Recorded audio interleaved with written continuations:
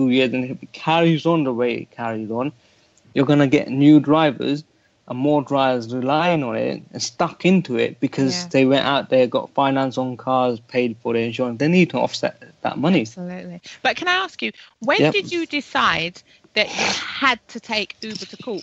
And were you afraid about the media intrusion into your life once the case became public? Okay, the case actually started off, was filed in July 2015. I got deactivated twice, once in February 2015. And the reason why I got deactivated was just for Uber to scare me off, but then they put me back onto the platform again. But then I got deactivated the final time, and that's when the case. So I'm sort of going for unfair dismissal as well, because in this country we also have, under the worker status, we also get whistleblowing protection. Now, I made a disclosure under in the public interest where they had this massive loophole in the insurance. Now, that was one of the reasons why I got deactivated, but there was no need to deactivate me for that, and also for my campaigning being a bit more vocal. Okay? Now, again, for me to be out there campaigning and trying to help drivers, and if you look at some of our emails, our slogan was, "A happy drivers make a happy riders." And if they got all these happy drivers, they're going to be provided a great service the way they did in 2013. Now, eventually, it come to a stage when we got our lawyers' advice, they looked at it and they said, you know what, you should be workers, and we need to do something about this, because if we didn't do it at the time, it would have carried on, and they would have get more and more Uber-like companies coming into the market.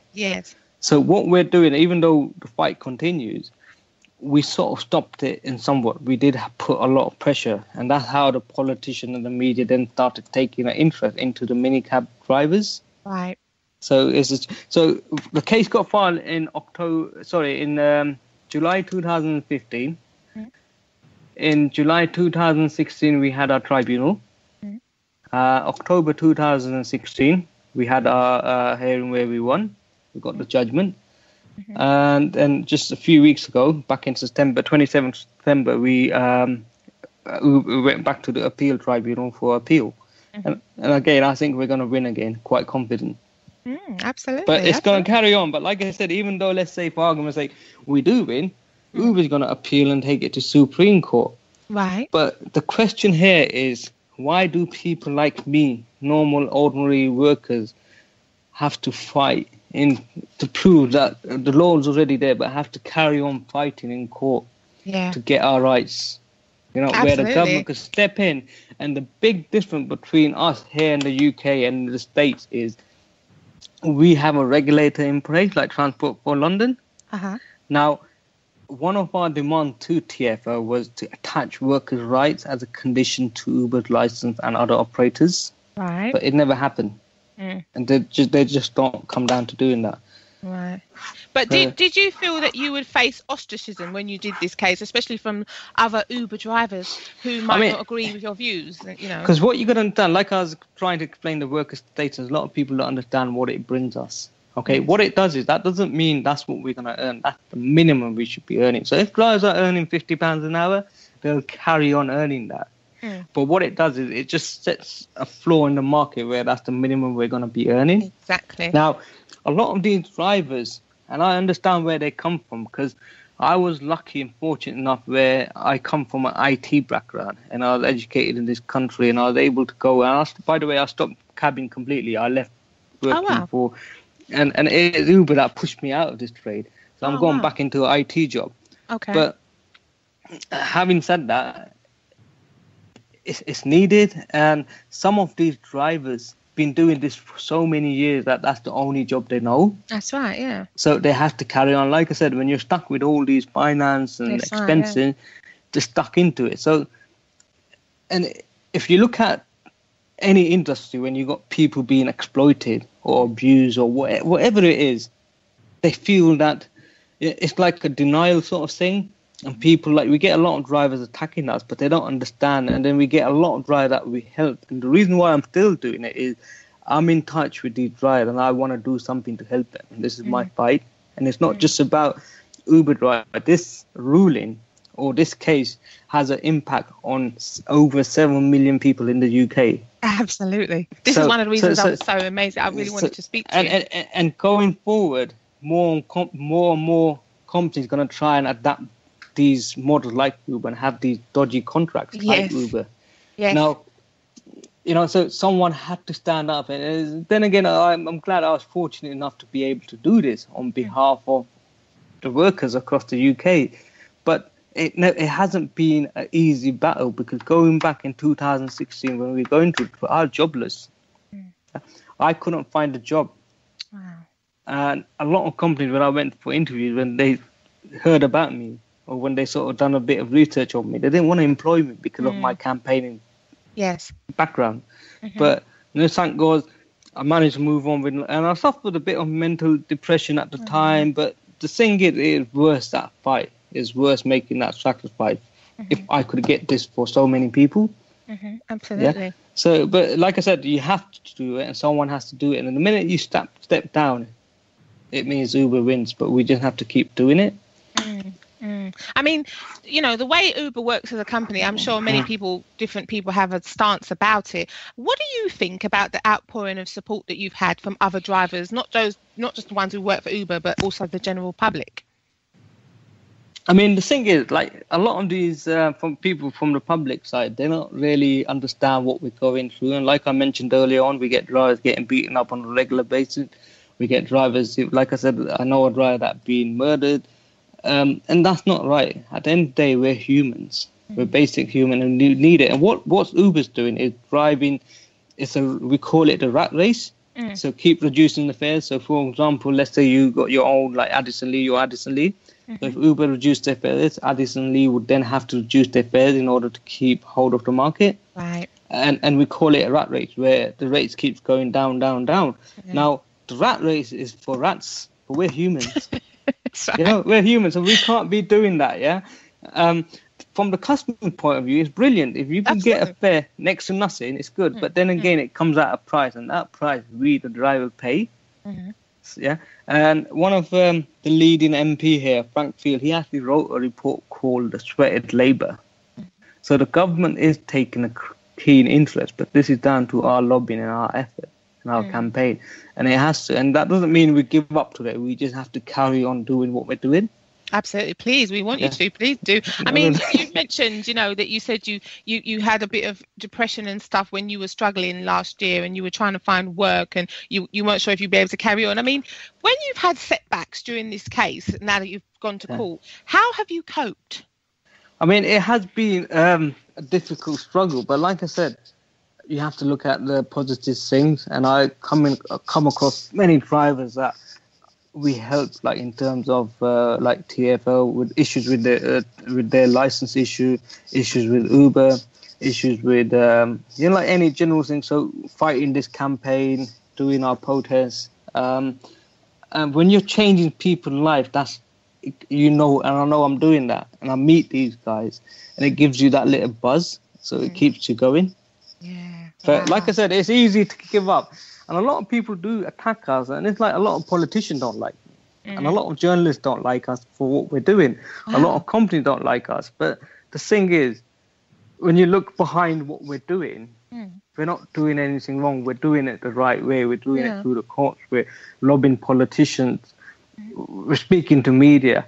So we're getting our voice out there so people know what we're about. And like I said, we're just normal, ordinary people. I wasn't brought up to be a campaigner. To go out there talking to people. I'm just a normal, ordinary person, but someone has to do it. Where when we were in tribunal, I got grilled by Uber's lawyers in the tribunal, and that was and I felt like when I was sitting in that chair, I was thinking, damn, what the hell did I get myself into? Wow. I just want to get out. But then when I saw Uber getting grilled by our barristers, our legal team, I enjoyed every second and bearing in mind, they got trained lawyers sitting in their office, sitting there training them day in, day out, even when they do their PRs or when they speak to me, they have someone there advising them. Yes. Yeah. But we're doing it from our heart, and this is what it is. Absolutely. I mean, you said that some journalists don't like you. What do you mean by that? Please, Well, it depends. Well, I'm not targeting. I don't want to be getting into it, but like you get some people where they talk to you, they write their stories, and they cut bits out, they twist your words, and you get some people that are. Don't forget, Uber does spend a lot of money on the media. They spend about 250,000 every month, and this is a figure from 2016 on their PRs. It's like my local MP, Steve Baker. When I actually won the tribunal, he was quite upset that we won. Wow. And this is about basic. A lot of people were happy that we won. And so we do bump into bad politicians as well that support this gig economy. And they call it free market. Like I said, we're not against free market. We're not against technology. But the problem is when you got employment laws in place, you can't put a computer in there and say the laws now no longer apply because it's a computer exploiting you. Yeah, computer says no. No, computer can't say no because these are human lives you're dealing with, kind of thing. I mean, wow. I just want to ask you, because I'm going to take a short break in a minute, but I just want to ask you, a lot of drivers, they still seem to be unwilling to say that they would prefer to be classed as workers. Obviously, as you said, which would mean they'd get the minimum wage and other benefits. Why do you think that is? I mean, the problem we got with drivers, a lot of them don't understand the worker status. Once you explain worker status, they want it. Now, the next issue is, and it's quite common, they say they don't want to be biting the hand that feeds them. So right now, whether you like it, and this is from experience, and like I said, I've been in this trade for 10 years, you either work at Uber or you completely leave the trade because there is no other companies out there with a lot of work that keep you busy. Yeah. Okay. So what happens is, it's like when let's say you book an Uber right now, you jump in there, the driver's going to be all happy. And he's going to have a smile on his face. Why? Because he knows you're going to rate him. And if you ask him any question, he would never be honest because it could potentially mean he gets kicked off the circuit. Right. So that's one of the reasons. But off record, when you speak it in, he'll be quite honest. And this is why when we have our meetings, we get a lot of journalists come to our meetings, speak to drivers. Yeah. And sometimes without mentioning their names, and you do hear different sides of the story. Now, absolutely. At the same time, it's the drivers don't have that security and that protection. They're thinking, where do we go after this? Do we go back to the old bases where we get controllers abusing us, or do we carry on with Uber? And at the same time, it's also a pride issue where I come from Pakistani background.